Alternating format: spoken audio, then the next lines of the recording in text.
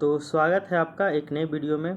ये हमारा Jharkhand GS practice set का क्लास नंबर 31 है और आज की क्लास में हम लोग जनजातीय विद्रोह वाला जो टॉपिक है इसको हम लोग समाप्त कर देंगे। और हम लोग देखिए तो जनजातीय विद्रोह में टोटल 19 विद्रोह हम लोगों को देखने को मिलता है और इस 19 विद्रोह में से 17 विद्रोह जो है वो हम लोग पिछले के क्लासेस में जो है 5-6 क्लासेस में कंप्लीट कर चुके हैं।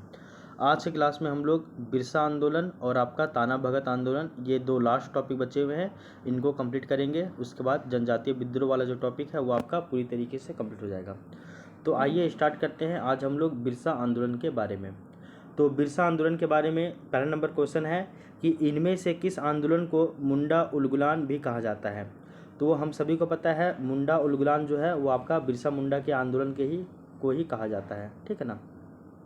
क्वेश्चन नंबर 2 देख लीजिए। क्वेश्चन नंबर 2 है कि उलगुलान का अर्थ क्या होता है। ऑप्शन है विद्रोह या फिर महान हलचल या फिर उपरोक्त में से दोनों, ठीक है ना। तो हम लोग को पता है कि बिरसा आंदोलन को मुंडा उलगुलान भी कहा जाता है, ये भगवान बिरसा मुंडा ने किया था। इसके अलावा उलगुलान का जो तात्पर्य होता है वो होता है विद्रोह या फिर महान हलचल। तो ये दोनों उत्तर सही हो जाएगा, विद्रोह या फिर महान हलचल, उपरोक्त दोनों, ये सही हो जाएगा इसका। तो उलगुलान का अर्थ होता है विद्रोह या फिर महान हलचल। क्वेश्चन नंबर 3 देखिए, मुंडा उलगुलान को किसने नेतृत्व प्रदान किया था। तो ये तो पूछने की आवश्यकता नहीं है कि इस आंदोलन का जो प्रारंभ है वो आपका 1895 ईस्वी में भगवान बिरसा मुंडा के द्वारा हुआ था। तो इस आंदोलन का नेतृत्व बिरसा मुंडा के द्वारा होता है, ठीक है ना। इनको भगवान बिरसा मुंडा कहा जाता है झारखंड में। क्वेश्चन नंबर 4 देख लीजिए, बिरसा मुंडा के नेतृत्व में मुंडा उलगुलान कब प्रारंभ हुआ था। तो हम सभी को पता है ये आपका 1895 में जो है वो बिरसा मुंडा ये विद्रोह करते हैं, बिरसा उलगुलान। अगर हम लोग देखें भगवान बिरसा मुंडा का अगर हम लोग जन्म की बात करें तो वो आपका 1875 में इनका जन्म हुआ था और अपने जन्म के ठीक 20 साल के बाद ये अंग्रेज़ों के खिलाफ विद्रोह कर देते हैं और ये विद्रोह करते हैं। इसके बाद फिर ये इनका जो देहांत है वो आपका 1900 में हो जाता है, यानी कि ये जन्म लेते हैं 1875 में, फिर 20 साल के बाद 1895 में ये विद्रोह करते हैं, फिर 5 साल तक ये विद्रोह करते लड़ाई झगड़ा करते हैं। उसके बाद 1900 में ये इनका मृत्यु हो जाता है, ठीक है। तो 25 साल में देखिए इतना बड़ा काम करके चले गए हैं कि आज इसको झारखंड में इनको भगवान के नाम से दर्जा दिया गया है और इनको आज भी इनकी स्मृतियों को याद किया जाता है, इनके महान कार्यों को याद किया जाता है। तो वो कहते हैं ना कि ज़िंदगी बड़ी नहीं होनी चाहिए, छोटी हो लेकिन यादगार होनी चाहिए, ऐसा काम करके जाओ। अच्छा, क्वेश्चन नंबर 5 देख लीजिए, मुंडा उलगुलान का प्रारंभिक स्वरूप कैसा था। तो क्वेश्चन नंबर 5 है कि जो मुंडा उलगुलान है इसका प्रारंभिक जो है स्वरूप कैसा था। तो इस विद्रोह का प्रारंभिक स्वरूप जो है वो आपका सुधारवादी था, यानी कि सुधार करना था। यद्यपि यह आंदोलन राजनीतिक यानी कि स्वतंत्र मुंडा राज की स्थापना, धार्मिक यानी कि ईसाई मुंडाओं को वापस अपने धर्म में लाना तथा आर्थिक यानी कि मुंडाओं की जमीन पर पुनः अधिकार स्थापित करना, इन सभी उद्देश्यों से भी प्रेरित था, ठीक है ना। प्रारंभ में ये जो मुंडा उलगुलान है ये आपका सुधारवादी आंदोलन था, ठीक है ना। अच्छा, बिरसा मुंडा जो बिरसा, ये क्वेश्चन नंबर 6 देखिए, बिरसा का मुंडा उलगुलान निम्नलिखित में से किन उद्देश्यों से प्रेरित था। तो ये आपका राजनीतिक बोले तो ये स्वतंत्र मुंडा राज की स्थापना करना था, धार्मिक बोले तो ईसाई मुंडाओं को वापस अपने धर्म में लाना था यानी कि सन्न धर्म में, और अगर आर्थिक बोले तो मुंडाओं की ज़मीन को पुनः अधिकार स्थापित कराना था। तो ये तीनों है, तो सामाजिक आर्थिक धार्मिक तीनों हो जाएगा, ठीक है। नेक्स्ट देखिए आप, क्वेश्चन नंबर 7, मुंडा उलगुलान का प्रमुख कारण क्या था। पहला ऑप्शन है खुटकट्टी व्यवस्था की समाप्ति से उत्पन्न बेरोजगारी, इसका कारण था। दूसरा है मिशनरियों के झूठे आश्वासन। तीसरा कारण था 1894 ईस्वी का छोटा नागपुर वन सुरक्षा कानून, या फिर उपरोक्त तीनों। तो अगर हम लोग इसको अगर देखें माइन्यूट तरीके से तो इसका हम लोग पाते हैं कि उपरोक्त तीनों इसका सही उत्तर हो जाएगा, यानी कि ये सभी कारण थे। एक तरफ तो ये खुटकट्टी व्यवस्था की समाप्ति हुआ तो उससे बेरोजगारी उत्पन्न हुआ, इससे भी नाराज़ थे। मिशनरी जो लोग थे वो लोग झूठे झूठे वादे करते थे, उससे भी ये लोग नाराज़ थे। इसके अलावा 1894 ईस्वी में जो है आपका छोटा नागपुर वन सुरक्षा भी आया था, ये भी एक कारण बनता है। तो इस आंदोलन के प्रमुख कारण क्या क्या थे वो देख लीजिए। खुटकट्टी व्यवस्था की समाप्ति हुआ जिससे बेरोजगारी उत्पन्न हो गया, एक समस्या ये था, एक कारण ये भी था। दूसरा कारण कि मिशनरियों के द्वारा झूठे सुधार संबंधी झूठे झूठे आश्वासन दिए कि हम सुधार करेंगे, वो नहीं किया गया। दूसरा कारण ये था। तीसरा कारण कि मुंडाओं की समस्या के प्रति अदालतों की उदासीनता, यानी कि मुंडाओं की जो भी समस्या थी वो समस्या अदालत में जब जाता था उसके ऊपर उन लोग कोई भी कार्रवाई नहीं लेता था, ध्यान नहीं देता था, उदासीन रहता था, एकदम न्यूट्रल रहता था। तो ये भी रीजन था। इसके अलावा 1894 ईस्वी का छोटा नागपुर वन सुरक्षा कानून भी आया था। इस कानून के लागू होने से आदिवासियों के जीवन निर्वाह साधनों पर संकट हो गया। बोल दिया कि तुम लोग पेड़ नहीं काटोगे, ये नहीं करोगे, वो नहीं करोगे, तो इससे प्रॉब्लम होगा कि नहीं होगा भैया। तो एक कारण ये भी था। क्वेश्चन नंबर 8 देख लीजिए।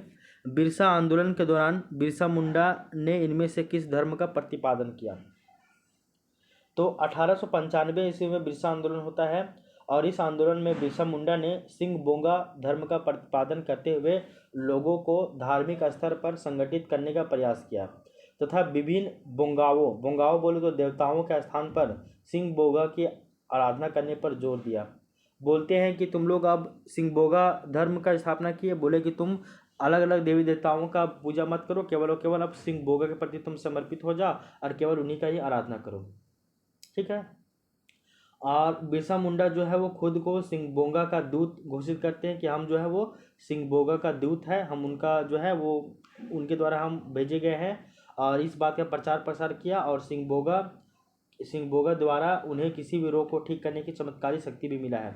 और वो बोलता है कि अगर किसी को कुछ भी बीमारी होता है तो मेरे पास इतना पावरफुल, मेरे पास कुछ ना कुछ शक्तियाँ हैं, पावर है कि हम उनको ठीक कर देंगे तुरंत। ठीक है ना। तो बिरसा आंदोलन के दौरान बिरसा मुंडा ने इनमें से जो है वो सिंह बोगा धर्म का प्रतिपादन किया। ठीक है, सिंह बोगा धर्म का प्रतिपादन किया। क्वेश्चन नंबर 9 देखिए। निम्नलिखित में से कौन सा कथन सत्य है? बिरसा आंदोलन के दौरान बिरसा मुंडा ने स्वयं को सिंह बोगा का दूत जो है वो घोषित किया। बिल्कुल सही बात है। बिरसा मुंडा ने प्रचार प्रसार किया कि सिंह बोगा द्वारा उन्हें किसी भी रोग को ठीक करने की शक्ति, चमत्कारी शक्ति मिला है। ये भी सही बात है। क्वेश्चन नंबर 10 देख लीजिए। बिरसा आंदोलन का मुख्यालय कहाँ था? तो अगर हम लोग देखें बिरसा आंदोलन का मुख्यालय कहाँ था, तो इसमें हम लोग देखते हैं कि बिरसा आंदोलन का जो मुख्यालय है वो आपका खूंटी में था। ठीक ना। इस प्रकार प्रारंभ में इस विद्रोह का जो प्रमुख उद्देश्य था वो सिंह बोगा देवता की आराधना करना है, साथ ही साथ उनके प्रति समर्पण भी हो जाना है। और यहाँ पे एकेश्वरवाद का जो है वो विकास हुआ था, यानी कि एक ही देवता है सिंह बोगा। इसमें भी पूछा गया था कि बिरसा मुंडा का मुख्यालय कहाँ है, तो हम लोग सभी को पता है वो है आपका खूंटी में ही ये विद्रोह जो है वो आपके चरमोत्कर्ष पे चला था। क्वेश्चन नंबर 11 देख लीजिए। बिरसा आंदोलन के समय रांची का उपायुक्त कौन था? तो बिरसा जब आंदोलन हो रहा था तो इस समय रांची का उपायुक्त जो था वो आपका स्ट्रेट फील्ड था। कौन था? तो स्ट्रेट फील्ड था रांची का उपायुक्त। क्वेश्चन नंबर 12 देख लीजिए। बिरसा आंदोलन को विस्तार देने हेतु गठित सहयोगी टीम का सेनापति कौन था? तो इस आंदोलन में गया मुंडा सेनापति था, दोनका मुंडा राजनीतिक शाखा प्रमुख था और सोमा मुंडा धार्मिक सामाजिक शाखा प्रमुख था। इसने सहयोगी बनकर इस आंदोलन को विस्तारित किया। ठीक है ना। 3 को व्यक्ति याद रख लीजिएगा। तो सेनापति गया मुंडा, राजनीतिक शाखा प्रमुख दोनका मुंडा और धार्मिक सामाजिक शाखा प्रमुख सोमा मुंडा था। ठीक है, याद रख लीजिएगा। तो गया मुंडा जो है वो आपका सहयोगी सेनापति बना था। क्वेश्चन नंबर 13 देख लीजिए। बिरसा आंदोलन को विस्तार देने हेतु गठित सहयोगी टीम की राजनीतिक शाखा का प्रमुख कौन बना था? तो वो बना था आपका दोनका मुंडा। कौन है? तो दोनका मुंडा बना था। गया मुंडा ये जो है वो आपका सेनापति बना था और दोनका मुंडा राजनीतिक शाखा का प्रमुख बना था।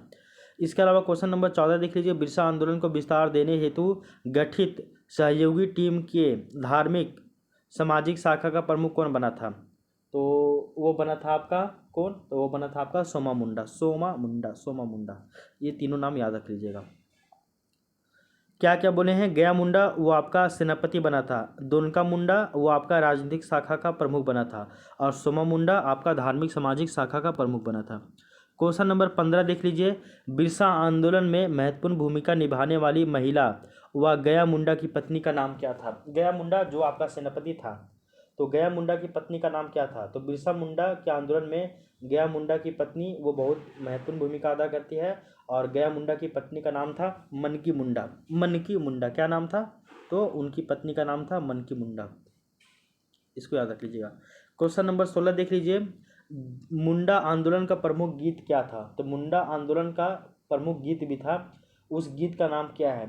तो मुंडा आंदोलन के समय एक गीत हुआ था, गीत का नाम है कटोंग बाबा, कटोंग बाबा कटोंग, साहेब कटोंग कटोंग, रानी कटोंग कटोंग। क्या है गीत का नाम? कटोंग बाबा कटोंग, साहेब कटोंग कटोंग, रानी कटोंग कटोंग। मतलब काटो बाबा काटो, यूरोपियों को काटो, दूसरी जातियों को काटो काटो, ठीक है ना। तो ये है, तो कटोंग बाबा कटोंग ये इसका था गीत। गीत और भी लंबा था, पूरा गीत का नाम क्या था? कटोंग बाबा कटोंग, यानी कि काटो बाबा काटो, साहेब काटोंग काटोंग, यानी कि यूरोपियों को काटो काटो। उसके बाद है रानी काटोंग काटोंग, रानी नहीं रारी, रारी काटोंग काटोंग, रारी काटोंग काटोंग, यानी कि दूसरी जातियों को काटो काटो, ये इसका गीत था। क्वेश्चन नंबर 17 देख लीजिए, अबुआ राज एटे जना महारानी राज टूडू का ऐलान इनमें से किस आंदोलन के दौरान किया गया था? तो इसी आंदोलन के दौरान, यानी कि बिरसा आंदोलन के दौरान ही अबुआ राज एटे जाना महारानी राज टूडू, यानी कि अब मुंडा राज का प्रारंभ हो गया है तथा महारानी का राज समाप्त हो गया है। तो मुंडा का राज प्रारंभ हो गया है तथा महारानी का राज समाप्त हो गया है, इसके लिए क्या बोला गया? अबुआ राज एटे जाना महारानी राज टुंडू, ये कहा गया था। तो ये आपका बिरसा आंदोलन के दौरान ही कहा गया था, ये सभी बात, ये सब पॉइंट याद रखिएगा। क्वेश्चन नंबर 18 देख लीजिए, मुंडा उलगुलान के दौरान बिरसा मुंडा को कितनी बार गिरफ्तार किया गया था? ये बहुत इंपॉर्टेंट क्वेश्चन बनता है, ठीक है ना। तो मुंडा उलगुलान के दौरान बिरसा मुंडा को 2 बार बंदी बनाकर रखा गया था। कितनी बार? तो आपका 2 बार, इस वाले पॉइंट को याद रखिएगा, 2 बार, ठीक है। अच्छा, उससे पहले एक पॉइंट और सुन लीजिए, अबुआ दिसुम अबुआ राज, अपनी भूमि अपना राज, ये भी ऐलान किया गया था। देखो इसमें 3-4 गो गाना था, 3-4 गो गीत था। कटोंग बाबा कटोंग, काटो बाबा काटो, इसका मतलब होता है साहेब कटोंग कटोंग, यानी कि यूरोपियों को काटो काटो। उसके बाद रारी कटोंग कटोंग, यानी कि दूसरी जातियों को काटो काटो, एक ये गीत था। इसके अलावा एक और गीत था, अबुआ राज एटे जाना, यानी कि अब मुंडा राज का प्रारंभ हो गया है, और महारानी राज टुंडू, यानी कि महारानी का राज समाप्त हो गया है। इसके अलावा अबुआ दिसुम, यानी कि अपनी भूमि, अबुआ राज यानी कि अपना राज, तो अबुआ दिसुम अबुआ राज, अपनी भूमि अपना राज, ये सब इसमें किया गया था। फिर बताया गया बिरसा मुंडा को इस आंदोलन के दौरान 2 बार बंदी बनाकर, इसको 2 बार बंदी बनाया गया, मतलब जेल भेजा गया। क्वेश्चन नंबर 19 देख लीजिए, बिरसा मुंडा को पहली बार कब गिरफ्तार किया गया? तो बिरसा मुंडा को पहली बार गिरफ्तार कब किया गया? तो वो आपका 24 अगस्त 1995, 24 अगस्त यानी कि 24/8/1995 को गिरफ्तार किया गया, और इसको फिर 2 साल तक रखा गया, 31 नवंबर 1897 तक, 31 नवंबर 1897 तक रखा गया। और इसको गिरफ्तार कौन किया था? तो GRK मेयर्स के द्वारा, GRK मेयर्स के द्वारा इसको गिरफ्तारी किया गया था, ठीक है ना। तो पहली बार गिरफ्तार किया गया था 24 अगस्त 1895 को, और कब से कब तक किया गया था? तो वो आपका है 30 नवंबर तक इनको गिरफ्तार किया गया था। क्वेश्चन नंबर 20 देख लीजिए, बिरसा मुंडा को प्रथम बार किस अंग्रेज अधिकारी ने गिरफ्तार किया था? तो GRK मेयर्स ने गिरफ्तार किया था। किसने? तो मेयर्स ने गिरफ्तार किया था। क्वेश्चन नंबर 21 देख लीजिए, बिरसा मुंडा को प्रथम गिरफ्तारी के बाद कब रिहा किया गया? तो आपका 30 नवंबर 1897 को जो है इनको रिहा किया गया, 30 नवंबर 1897 को। क्वेश्चन नंबर 22 देख लीजिए, बिरसा मुंडा को 30 नवंबर 1897 को किस उपलक्ष्य में रिहा किया गया? तो ये देख लीजिए, पहली बार गिरफ्तार हुए 24 अगस्त 1895 को, फिर 2 साल तक यानी कि 30 नवंबर 1897 तक इसको जेल में रखा गया, JRK मेयर्स के द्वारा इनको गिरफ्तार किया गया था। बाद में इनको ब्रिटिश सरकार के खिलाफ षड्यंत्र के आरोप में गिरफ्तारी हुआ था। उसके बाद देखो, इस गिरफ्तारी के बाद बिरसा मुंडा को 2 वर्ष का सश्रम कारावास मिला था, और 50 रुपये का जुर्माना लगाया गया था 1895 में। परंतु जुर्माना ना चुका पाने के कारण उन्हें 6 माह तक अतिरिक्त कारावास दिया था। 50 रुपया इनको दंड लगाया गया था, ये 50 रुपये भी नहीं दे पाए थे उस टाइम। तो इसके लिए फिर इसको 6 महीने के लिए अधिक से और अधिक इनका जो है जेल में इसको कारावास का समय बढ़ा दिया गया। इस दौरान बिरसा मुंडा को हजारीबाग जेल में रखा गया था। बाप रे बाप, हजारीबाग में जो आपका जयप्रकाश जेल है ना, जयप्रकाश नारायण जेल है ना झील के आगे, वही जेल में भगवान बिरसा मुंडा को रखा गया था। उसके बाद 30 नवंबर 1897 ईस्वी को महारानी विक्टोरिया की हीरक जयंती, यानी कि महारानी विक्टोरिया की एक हीरक जयंती होती है, यानी कि राजगद्दी के 60 वर्ष जब पूरे हो गए थे ना, तो 60 साल जब हो गया तो उसके उपलक्ष्य में हीरक जयंती मनाया गया था। तो उसी अवसर पे इनको रिहा कर दिया गया था 1897 में। तो बिरसा मुंडा को 30 नवंबर 1897 को किस उपलक्ष्य में रिहा किया गया? तो महारानी विक्टोरिया की हीरक जयंती के उपलक्ष्य में ये रिहा किया गया, यानी कि 60 साल पूरा होने के क्रम में। ठीक है। क्वेश्चन नंबर 23 देख लीजिए, बिरसा मुंडा को गिरफ्तार करके इनमें से किस जेल में रखा गया था? तो आपका हजारीबाग जेल में रखा गया था। हजारीबाग में जो आपका जयप्रकाश नारायण जेल है ना, वही जेल में रखा गया था।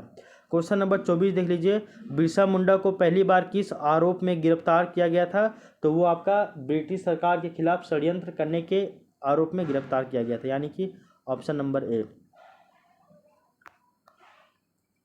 अगर किसी व्यक्ति को गिरफ्तार किया जाता है तो उसको कारण बताया जाता है ना, तो वो यहीं पे है। क्वेश्चन नंबर 25 देख लीजिए, बिरसा मुंडा ने किस तिथि को एक सभा में अंग्रेजों के विरुद्ध विद्रोह करने का निर्णय लिया? अब देखो,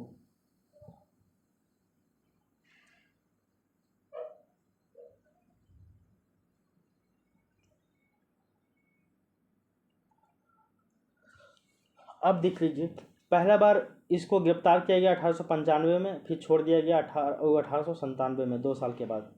फिर इनको जो है वो फिर ये माने नहीं, तो उसके बाद क्या हुआ कि 1897 में ये जब रिहा हो गए, तो रिहा होने के बाद ये बिरसा मुंडा फिर से लोगों को संगठित करना शुरू कर दिए, और उसके बाद फिर गांव-गांव घूमकर लोगों को हथियारबंद जो है वो करना प्रारंभ कर दिए। सभी लोगों को हथियार देने लगे और सिखाने लगे, अब बोलते हम लोग विद्रोह करना है। 1897 ईस्वी में बिरसा मुंडा ने फिर क्या किया, 400 सहयोगियों के साथ खूंटी थाना पर हमला कर दिया। बिरसा मुंडा 400 सहयोगियों के साथ मिलकर खूंटी थाना के ऊपर हमला कर देते हैं, और 1898 ईस्वी में तंजना नदी के किनारे मुंडा विद्रोहियों और अंग्रेजी सेना के बीच में एक लड़ाई होती है, जिसमें अंग्रेजों की हार हो जाती है।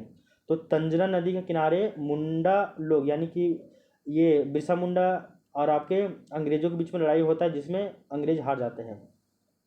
उसके बाद 24 दिसंबर 1899 जब आपका कोलंबस बना था, तो 24 दिसंबर 1899 को बिरसा मुंडा ने डोम्बारी बुरू में आयोजित एक सभा में अंग्रेजों के विरुद्ध विद्रोह करने का ऐलान किया, और फिर 25 दिसंबर 1899 को वास्तविक रूप से विद्रोह प्रारंभ हो गया। तो 24 दिसंबर 1899 को डोम्बारी बुरू में एक सभा हुआ, और उसमें ये बोलते हैं कि हमको फिर से अंग्रेजों के खिलाफ क्या करना है, युद्ध करना है, मतलब अंग्रेजों के खिलाफ क्या करना है, फिर से विद्रोह करना है। ये बोले आप 25 दिसंबर को, फिर सुनिए, 24 दिसंबर को 1899 को ये बोले कि डोम्बारी बुरू में कि अंग्रेजों के खिलाफ विद्रोह करना है, और 25 दिसंबर 1899 को एक दिन के बाद विद्रोह कर देते हैं। तो इसका डेट क्या हो जाएगा, 25 दिसंबर 1899। प्रथम बार जेल से रिहा होने के बाद ये सब काम किए। क्वेश्चन नंबर 26 देखिए, बिरसा मुंडा ने अंग्रेजों के विरुद्ध विद्रोह करने का निर्णय किस स्थान पर लिया था? तो वो आपका डोम्बारी बुरू नामक स्थान में लिया था, यहाँ पे एक सभा हुआ था ना, उस सभा के द्वारा। क्वेश्चन नंबर 27 देख लीजिए, इनमें से किस एक प्रमुख समाचार पत्र में बिरसा आंदोलन के समर्थन में समाचार प्रकाशित किया जाता था? तो जो है वो किसमें प्रकाशित किया जाता था?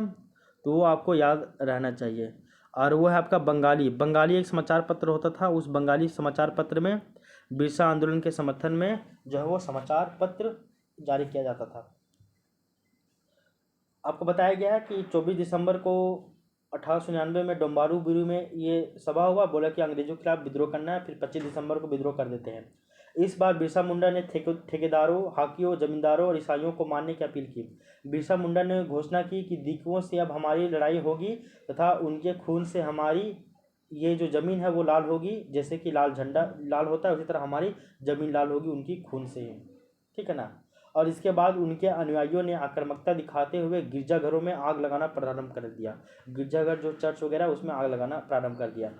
उसके बाद फिर देश के विभिन्न समाचार पत्रों ने बिरसा मुंडा के आंदोलन का समर्थन किया, इसके संबंध में समाचारों का प्रकाशन भी किया। और इसमें सुरेंद्र नाथ बनर्जी का बंगाली नामक समाचार पत्र बहुत प्रमुख था। तो सुरेंद्र नाथ बनर्जी का एक बंगाली नामक एक समाचार पत्र होता था, वो इसका बहुत फेवर करता था। क्वेश्चन नंबर 28 देख लीजिए। बिरसा आंदोलन के दौरान किस स्थान पर अंग्रेज सैनिकों के द्वारा भयंकर गोलीबारी की गई थी? तो बिरसा आंदोलन के दौरान किस स्थान पर अंग्रेजी सैनिकों के द्वारा जो ब्रिटिश मिलिट्री थी उसके द्वारा भयंकर गोलीबारी की गई थी? कहाँ पे? तो वो आपका है, देखिए, बिरसा मुंडा ने विद्रोहियों बिरसा मुंडा के जो विद्रोही है वो सभी 1900 ईस्वी में डोम्बारी पहाड़ी, उसी को डोम्बारी बुरू भी कहा जाता है। तो डोम्बारी पहाड़ी, ये आपका सेल रकब पहाड़ी भी इसको कहा जाता है। यहाँ पे स्थित पुलिस पर हमला कर देते हैं, परंतु अंग्रेज अधिकारी फॉरबेस और स्ट्रीट फील्ड के नेतृत्व में पुलिस ने विद्रोहियों पर जलियांवाला बाग की तरह भयंकर गोलीबारी करवा देता है। तो ये आपका डोम्बारी बुरू में ही होता है, डोम्बारी पहाड़ी में ही होता है। जलियांवाला बाग हत्याकांड की जैसा एकदम पूरा अंधाधुंध गोलियां चलवा देता है। कौन चलवाता है? क्या नाम था उसका? तो स्ट्रीट फील्ड और आपका फॉरबेस और स्ट्रीट फील्ड कब होता है? तो ये सभी 1900 ईस्वी में होता है। क्वेश्चन नंबर 29 देख लीजिए। डोम्बारी पहाड़ी पर किस अंग्रेज अधिकारी के नेतृत्व में बिरसा के विद्रोहियों पर पुलिस ने गोलीबारी की? तो आपका फॉरबेस और स्ट्रीट फील्ड दोनों के नेतृत्व में, फॉरबेस और स्ट्रीट फील्ड। क्वेश्चन नंबर 30 देख लीजिए। बिरसा मुंडा को पकड़वाने हेतु अंग्रेजों ने कितना इनाम घोषित किया था? तो बाद में क्या हुआ कि बिरसा मुंडा यहाँ पे गोली चलवा दिया अंधाधुंध, जलियांवाला बाग हत्याकांड की जैसा। उसके बाद बिरसा मुंडा को पकड़वाने के लिए अंग्रेजों ने 500 रुपये का इनाम घोषित किया। कितना? तो 500 रुपये का, 500 रुपये का इनाम जो है वो घोषित किया। उसके बाद देख लीजिए आप क्वेश्चन नंबर 31 कि निम्नलिखित में से किसके द्वारा खबर देने पर अंग्रेजों के द्वारा बिरसा मुंडा को गिरफ्तार कर लिया? तो फिर बदगांव के जगमोहन सिंह के शागिर्द वीर सिंह महली के कहने पर अंग्रेजों ने 3 फरवरी 1900 ईस्वी को, कब? तो 3 फरवरी 1900 ईस्वी को बिरसा मुंडा को जो है वो चक्रधरपुर के जमकोपाई जंगल, जो कि चक्रधरपुर में ही है, जमकोपाई जंगल, वहाँ पे सोते समय बिरसा मुंडा को गिरफ्तार कर लिया। तो ये सभी जो है वो वीर सिंह महली के कहने पर हुआ था, ठीक है।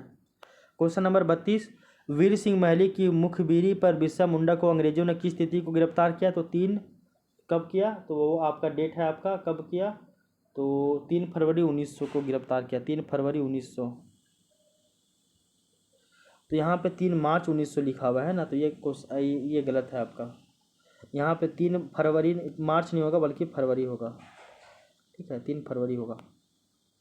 3 फरवरी 1900 को कहाँ पे गिरफ्तार किया था? तो आपको जमकोपाई जंगल चक्रधरपुर में।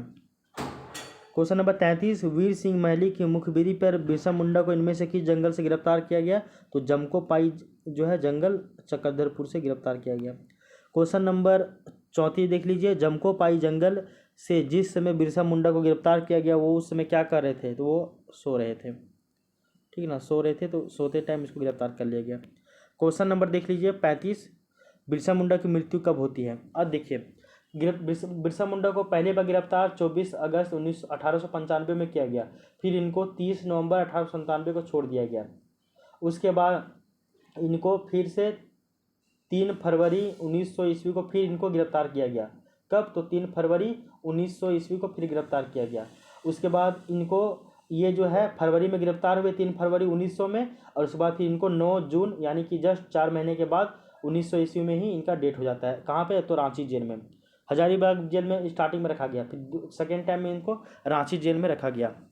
तो इनका जो मृत्यु है वो आपका 9 जून को हो जाता है। कब? तो 9 जून 1900 ईस्वी को इनका मृत्यु हो जाता है। 9 जून 1900 ईस्वी को इनका मृत्यु हो जाता है। क्वेश्चन नंबर 36 देख लीजिए, बिरसा मुंडा की मृत्यु इनमें से किस स्थान पर हुई? तो वो आपका रांची जेल में ही हुआ था। जेलों में ये मर गए थे। अब मर गए थे, मार दिया गया था, क्या हुआ था पता नहीं। क्वेश्चन नंबर 37 की बिरसा मुंडा की मृत्यु किस कारण हुई थी? वो बोला जाता है ऐसा कि बिरसा मुंडा की जो मृत्यु हुई थी वो रांची जेल में हैजा, जिसको कोलेरा भी कहा जाता है, इस बीमारी से हुआ था। ठीक है ना, अंग्रेजों के अनुसार ऐसा बात है, लेकिन अंग्रेजों के द्वारा अंग्रेज ऐसा सही बोले गलत बोले किसी को पता नहीं, कि मार दिया गया वो भी पता नहीं। अंग्रेज बोलते हैं कि हैजा बीमारी से मृत्यु हो गया। आगे देख लीजिए, बिरसा आंदोलन में शामिल कितने विद्रोहियों पर अंग्रेज सरकार ने मुकदमा चलाया?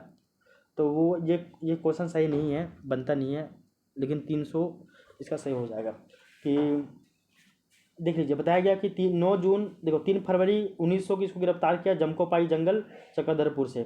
फिर 9 जून 1900 की इसको रांची जेल में हैजा कोलेरा से मृत्यु हो गया। 1900 ईस्वी में ही बिरसा मुंडा की सहयोगी गया मुंडा को अंग्रेजों ने इटकी में गोली मार दिया। तो गया मुंडा का जो सहयोगी था, सॉरी बिरसा मुंडा का जो सहयोगी था गया मुंडा, जो इसका सेनापति था, जिसकी बीवी भी बहुत बढ़ चढ़ का हिस्सा लेती, जिसका नाम है मनकी मुंडा। तो गया मुंडा को अंग्रेज जो है वो इटकी में गोली मार दिया। उसके बाद इस आंदोलन में शामिल 300 मुंडा विद्रोहियों को ब्रिटिश सरकार ने मुकदमा चलाया और 3 को फांसी भी दे दिया और 44 को आजीवन कारावास दे दिया। इसके अलावा 47 लोगों को कड़ी सजा दी, जिसमें गया मुंडा की पत्नी मनकी मुंडा को 2 साल की सजा भी सुनाया गया था। ठीक है ना, ये सभी भी याद रखिएगा। ठीक है ना, ये सभी भी याद रखिए। कितना दर्दनाक हुआ था ना, सोचो ये सब कैसा होता है, कितना दर्दनाक हुआ होगा, कितना क्या बीता होगा उस टाइम के ऊपर। ठीक ना। उसके बाद फिर इसी आंदोलन के परिणाम स्वरूप 1902 ईस्वी में गुमला और 1903 ईस्वी में खूंटी को अलग अनुमंडल बनाया गया और नए न्यायालय की वहाँ पर व्यवस्था की गई। और इसके अतिरिक्त फोर्ब्स की सिफारिश पर लिस्टर और जो जॉन रीड है, इसके द्वारा 1902 से लेकर 1910 ईस्वी तक रांची जिले का सर्वेक्षण करवाया गया। और इस सर्वेक्षण के आधार पर मुंडाओं की जमीन का रिकॉर्ड ऑफ राइट्स यानी कि खतियान तैयार किया गया। रिकॉर्ड्स ऑफ राइट्स कब किया गया? 1902-1910 के बीच में। ठीक ना। और उसके बाद फिर है, इसी विद्रोह के परिणाम स्वरूप बेगारी पर भी प्रतिबंध लगाने की व्यवस्था भी की गई थी। और इसी विद्रोह के परिणाम स्वरूप जो है वो 11 नवंबर 1908 ईस्वी को छोटा नागपुर काश्तकारी अधिनियम यानी कि CNT एक्ट को पारित किया गया, इसी विद्रोह के परिणाम में। और इस कानून के तहत सामूहिक काश्तकारी व्यवस्था यानी कि खुदकट्टी को पुनः लागू भी किया गया और बंधुआ मजदूरी पर प्रतिबंध लगाने के साथ साथ लगानों की दर में भी कमी की गई। ठीक है ना, तो ये सभी पॉइंट भी याद रखिएगा। तो क्वेश्चन नंबर 39 क्या है कि इस विद्रोह में शामिल विद्रोहियों में से कितने विद्रोहियों को फांसी दिया गया? तो आपका 3 विद्रोहियों को फांसी दिया गया। क्वेश्चन नंबर 40 देख लीजिए, बिरसा आंदोलन में शामिल विद्रोहियों पर मुकदमे के बाद गया मुंडा की पत्नी मनकी मुंडा को कितने वर्ष जेल में रखा गया? तो वो है आपका 2 साल। क्वेश्चन नंबर 41 देख लीजिए, बिरसा आंदोलन के पश्चात निम्नलिखित में से कौन से 2 नए अनुमंडल बने? तो खूंटी और गुमला जो है वो 2 ठो नए अनुमंडल बने। 1902 में गुमला, 1903 में खूंटी अनुमंडल बना। क्वेश्चन नंबर 42 देख लीजिए, बिरसा आंदोलन के परिणाम स्वरूप ब्रिटिश सरकार के द्वारा निम्नलिखित में से कौन सा अधिनियम लाया गया? तो छोटा नागपुर काश्तकारी अधिनियम लाया गया 1908 में, CNT एक्ट। छोटा नागपुर काश्तकारी अधिनियम कब आया? तो ये आपका 11 नवंबर 1908 को लाया गया। कब लाया गया? 11 नवंबर 1908 को। क्वेश्चन नंबर 44 देख लीजिए, ये लास्ट क्वेश्चन है कि बिरसा के आंदोलन के परिणाम के संबंध में इनमें से कौन सा कथन सत्य है? आंदोलन के परिणाम स्वरूप बेगारी पर प्रतिबंध लगाने की व्यवस्था की गई, ये भी सही है। आंदोलन के पश्चात सामूहिक काश्तकारी व्यवस्था अथवा खुदकट्टी व्यवस्था को पुनः लागू किया गया, सही बात है। और आंदोलन के पश्चात रांची जिले का सर्वेक्षण भी करवाया गया, ये भी सही है। ये सभी सही है। तो इस तरह से आपका जो है एक महान आंदोलन, बिरसा मुंडा का आंदोलन जो था बहुत ही इम्पोर्टेंट था और ये आंदोलन जो है वो आपका कंप्लीट हो गया है। ठीक है ना। अब इसमें आपको किसी भी तरह का कोई भी कन्फ्यूजन नहीं रखना है।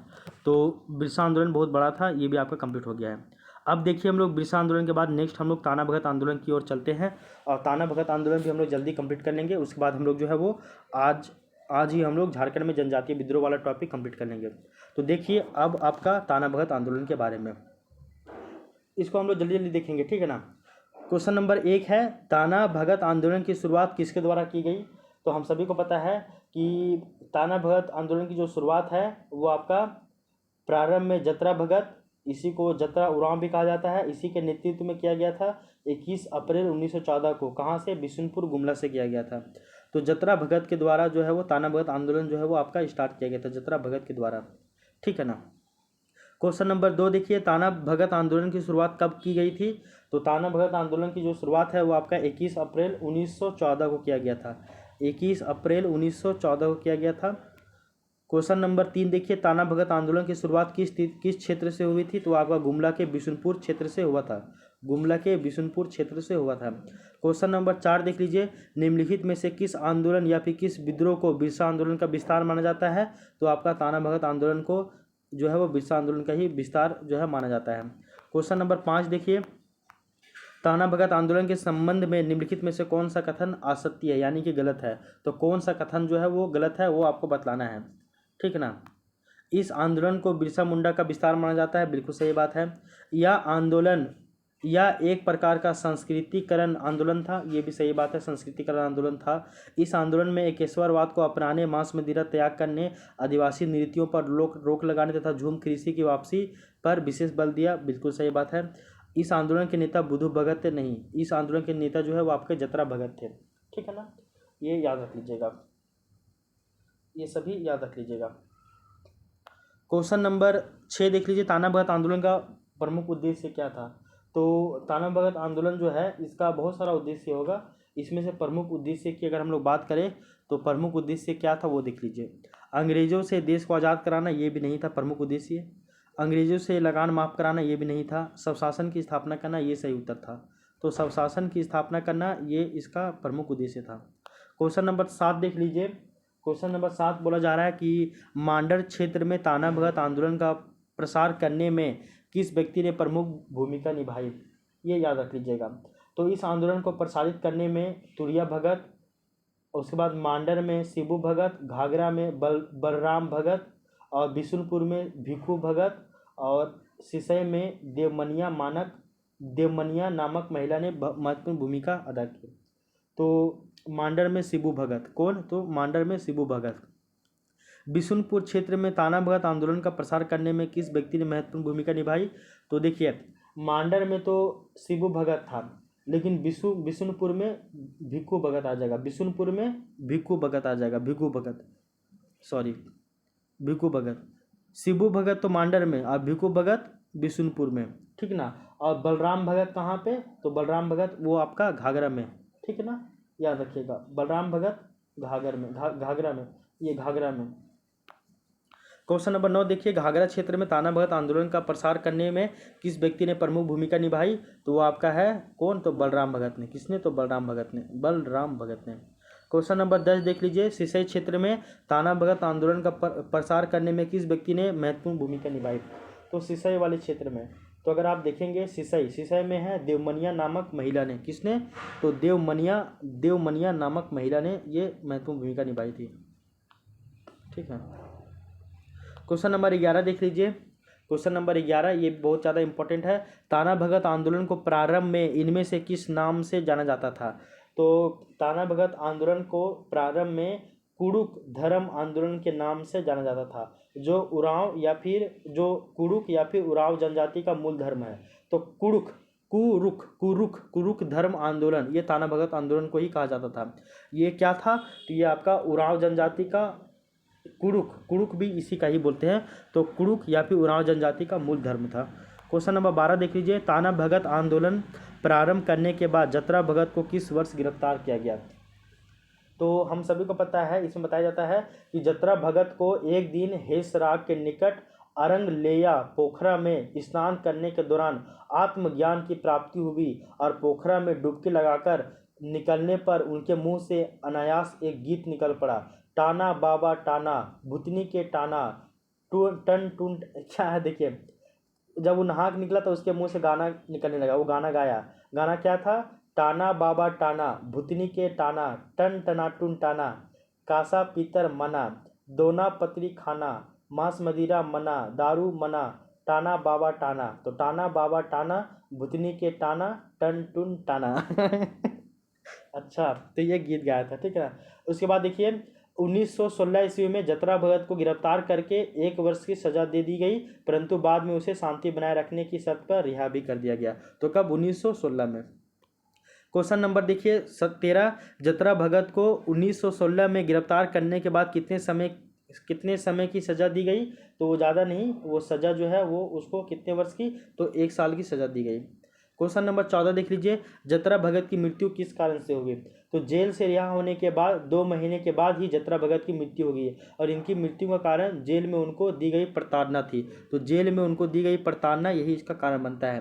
क्वेश्चन नंबर 15 देख लीजिए, ताना भगत आंदोलन का विभाजन क्यों हो गया? ताना भगत आंदोलन का जो है ना वो विभाजन भी हो जाता है, तो इसके पीछे का रीजन क्या था विभाजन होने के पीछे, वो देख लीजिए, ठीक है ना।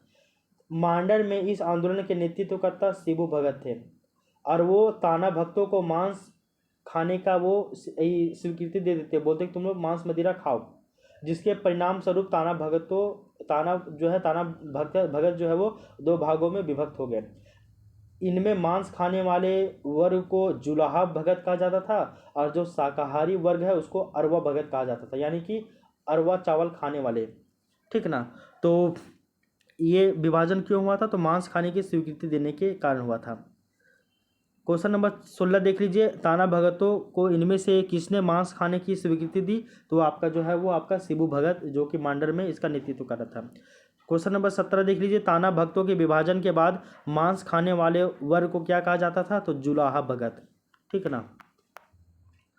और क्वेश्चन नंबर 18 देखिए, ताना भक्तों के विभाजन के बाद शाकाहारी वर्ग को किस नाम से जाना जाता है?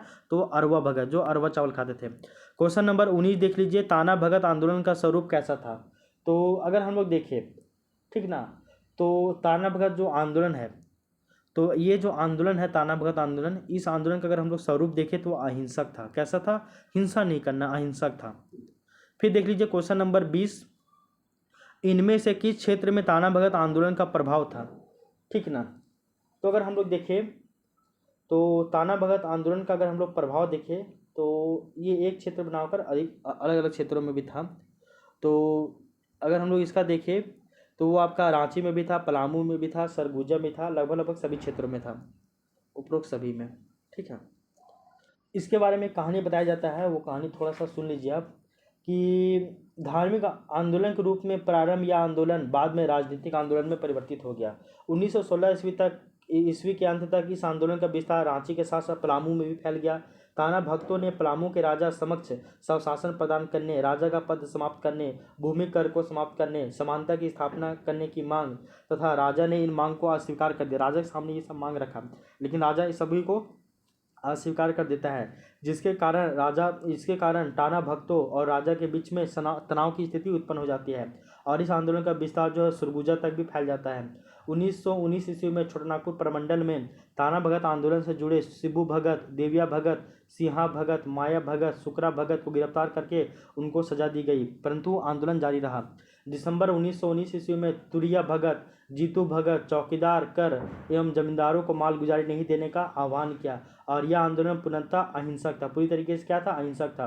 तथा ताना भक्तों ने इस आंदोलन के तृतीय चरण में महात्मा गांधी के असहयोग आंदोलन में भी महत्वपूर्ण भूमिका निभाई, ठीक ना। तो इन लोग फिर महात्मा गांधी के असहयोग आंदोलन में भी इन लोग पार्टिसिपेट कर देता है।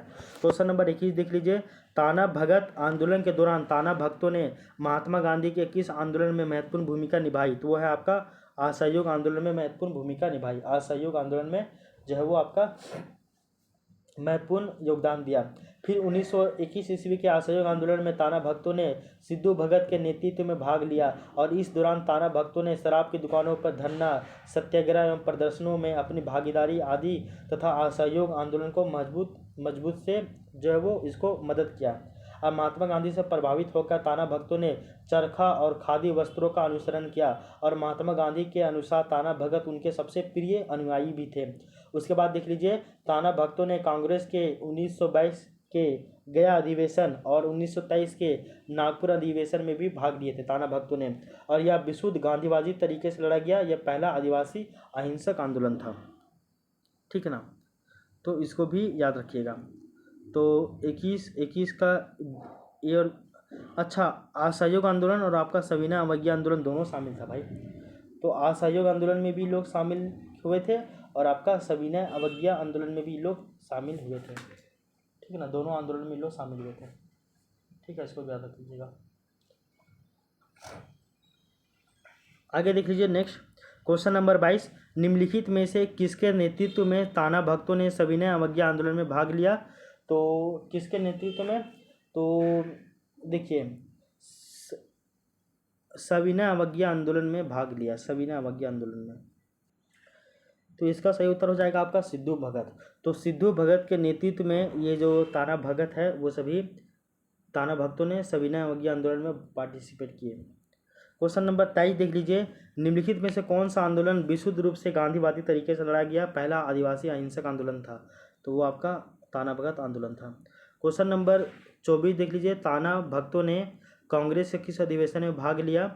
तो आपका बताया गया था 1922 के गया अधिवेशन में भी भाग लिए हैं लोग, फिर 1923 के नागपुर अधिवेशन में भी भाग लिए। तो 22 और 23 में, 1922 में गया अधिवेशन में और 1923 में नागपुर अधिवेशन में पार्टिसिपेट किए।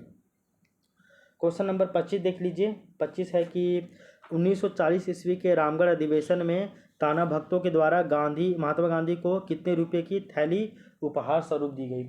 तो बंगाल में तेभागा आंदोलन की प्रेरणा ताना भगत आंदोलन से मिली। तो बंगाल में भी एक आंदोलन हुआ था तेभागा आंदोलन, और वो आंदोलन जो था वो इसी से इंस्पायर हुआ था, ताना भगत आंदोलन से ही। बाद में देखिए 1940 ईस्वी में रामगढ़ अधिवेशन हुआ था, जिसमें ताना भक्तों ने महात्मा गांधी को 400 रुपये उपहार स्वरूप में दिए थे।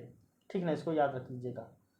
ताना भक्तों के विकास हेतु 1948 ईस्वी में रांची जिला ताना भगत पुनर्वास परिषद अधिनियम पारित किया गया था, तथा 2017 में ताना भगत विकास प्राधिकरण का गठन किया गया 2017 में।